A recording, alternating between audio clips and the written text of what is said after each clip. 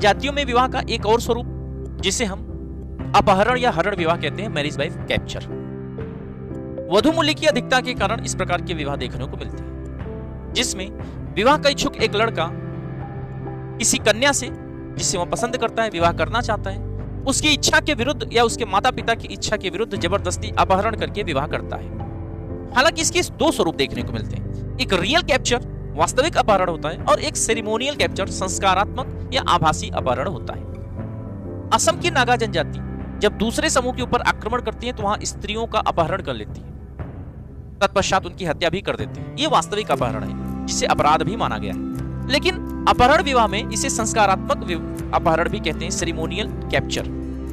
बिरहोर जनजाति जो झारखंड में मूलतः पाई जाती है, कुछ हद तक बिहार और उड़ीसा में भी पाई जाती है। बिरहोर जनजाति में विवाह का इच्छुक व्यक्ति जब किसी लड़की को पसंद करता है तो वहां पे पिता के अनुरोध के पश्चात वह लड़का किसी मेले में या किसी उत्सव में उस लड़की की मांग में जबरदस्ती सिंदूर भर देता है और लड़की के पिता और उसके घर वालों द्वारा नाटकीय रूप से इसका विरोध किया जाता है।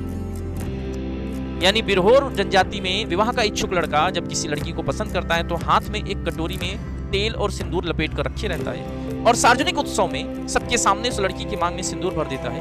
यह भी कैप्चर विवाह या कैप्चर मैरिज के रूप में जाना जाता है। हालांकि ये संस्कारात्मक होता है। हो जनजाति में वधु मूल्य अधिक होता है तो पिता के अनुरोध पर इस प्रकार का विवाह देखने को मिलता है जिसका विरोध नाटकीय रूप से किया जाता है। हालांकि हो जनजाति में इस प्रकार के विवाह को, अपहरण विवाह को ओपोरटिपी भी कहा जाता है। एक जनजाति पाई जाती है स्टो जनजाति। वहां पर अगर अपहरण किया जाता है जो कि नाटकीय रूप से होता है तो उस अपहरण का हर्जाना समुदाय के लोगों को देना होता है जो समुदाय के खान पान के काम में आते हैं। तो विवाह के इस प्रारूप में, जनजातियों में विवाह के इस प्रारूप में मैरिज बाय कैप्चर अपहरण विवाह का एक स्वरूप था। क्लियर?